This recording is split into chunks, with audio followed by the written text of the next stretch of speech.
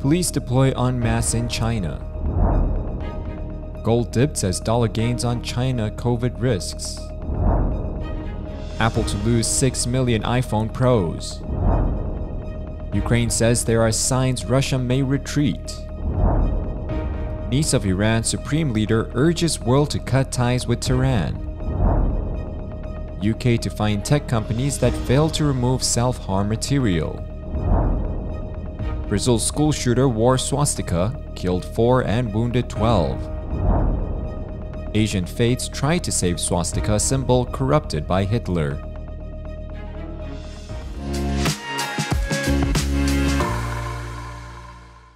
Hello, I'm Johnny. Thank you for joining us on FUNDAY News. It's Tuesday, November 29th, and here are your top stories. Bloomberg reported that protests against China's strict COVID measures failed to materialize on Monday as the Chinese authorities deploy a heavy police presence in the capital and other major cities to deter a repeat of the weekend's demonstrations. Under a clampdown on the streets of Beijing, Shanghai, Hangzhou, Nanjing, and elsewhere, crowds largely stayed away. Shopping malls were closed early, and pedestrians were regularly stopped for identity checks. Protest was peaceful, but the message clear. We don't want COVID tests. We want freedom. In Beijing, the university and residential district of Haidian was buzzing with police vehicles, and riot police took over a theater as an operations base. In parts of downtown Shanghai, officers were spotted on virtually every corner. North of the Beijing, at least 100 police vehicles and large numbers of uniformed and plainclothes police were seen in the vicinity of the Shitong Bridge. In Shanghai's People's Square, there was a heavy police presence as of about 6 p.m. local time. Gold prices slipped on Monday as the dollar climbed as protests in China against the government's anti-COVID policies made investors turn away from riskier assets. Spot gold was down 0.4% to $1,749 per ounce as of 3:14 a.m. GMT. U.S. gold futures fell 0.2% to $1,749.90. The dollar index was up 0.4%, making the greenback price bullion more expensive for buyers holding other currencies. Against a basket of currencies, the U.S. dollar index rose 0.07% to 106.41, edging away from its recent 3-month low of 105.30. The U.S. dollars declined over the past few weeks on hopes that the Federal Reserve would soon slow its pace of rate hikes. Market expectations of a less hawkish Fed have helped the Japanese yen gain footing. The yen was up about 0.5% to 138.40 per dollar. The offshore yuan fell to an over 2-week low in Asian trading and was last roughly 0.4% lower at 7.2 per dollar. The Australian dollar, often used as a liquid proxy for the yuan, slid more than 1% to $0.6681 dollar. The Kiwi fell 0.72% to $0.6202. Bloomberg reported that turmoil at Apple's key manufacturing hub of Zhengzhou is likely to result in a production shortfall of close to 6 million iPhone Pro units this year. According to a person familiar with assembly operations, Apple and Foxconn increased their estimate of the Zhengzhou shortfall over the past 2 weeks due to growing disruptions. He said both of the companies expect to be able to make up the 6 million units in lost output in 2023. The significant shortfall ahead of the peak holiday season has made analysts' expectations more bearish.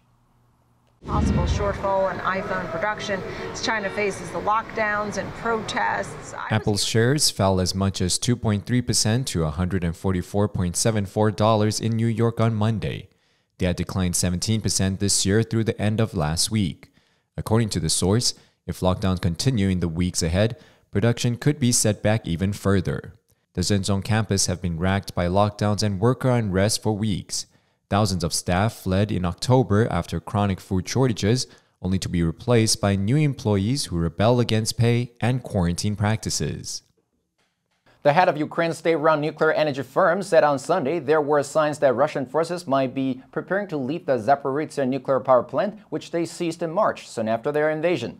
The head of Energoatom, Petrokotin, said on national television, "In recent weeks, we are effectively receiving information that signs have appeared that they are possibly preparing to leave the plant.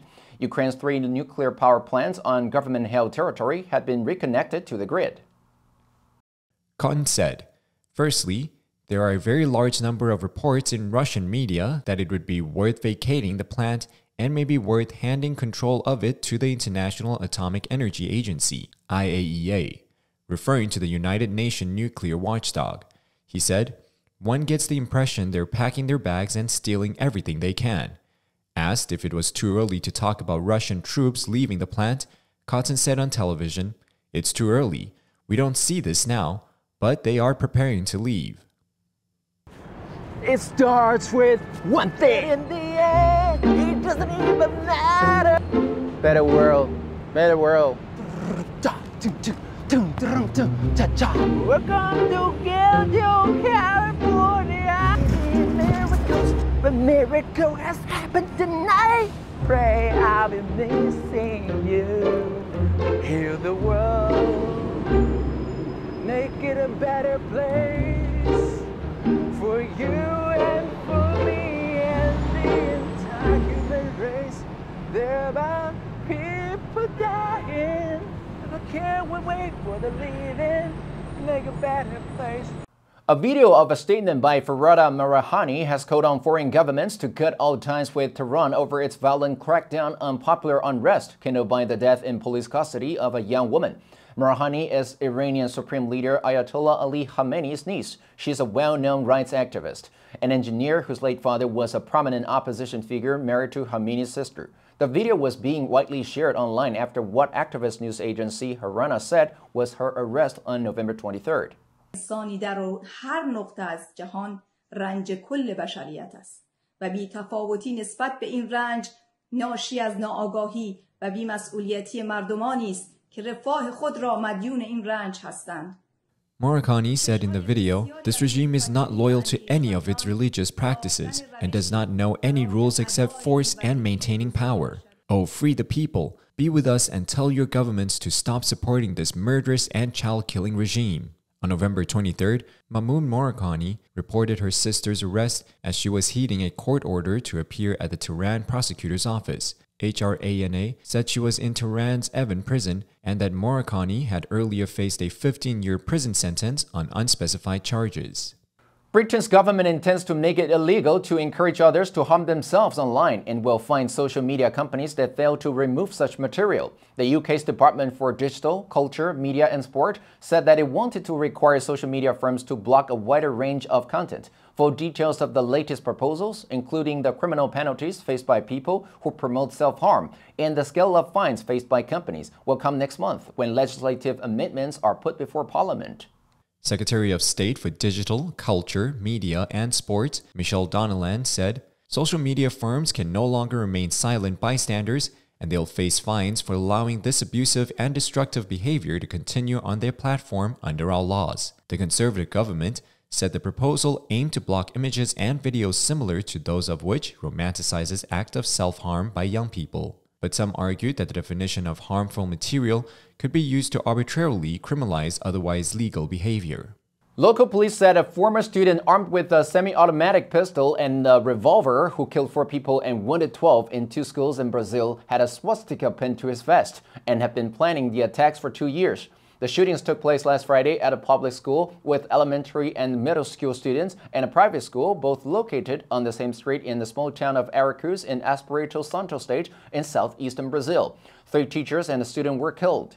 Security camera footage showed him wearing a bulletproof vest. The shooter gained access to the teacher's lounge in the public school after breaking a lock. Officials said the shooter, identified as a 16-year-old boy who used to study at the public school, was arrested by police. The shooter is being held at a facility for underage criminals. Officials said the semi-automatic weapon belonged to the military police, while the revolver was a personal weapon registered in the name of the former student's father, a military police officer.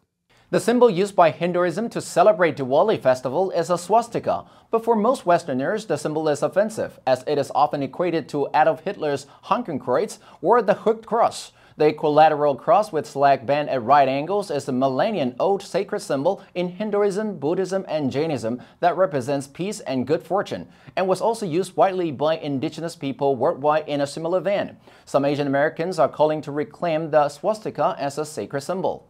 These minority faith communities are being joined by Native American elders whose ancestors have long used the symbol as part of healing rituals. In Buddhism, The symbol is known as manji and signifies Buddha's footsteps. It is used to mark the location of Buddha's temples. In China, it's called wan and denotes the universe or the manifestation and creativity of God. Elsewhere, it has been found in the Roman catacombs, ruins in Greece and Iran, and in Ethiopia and Spanish churches.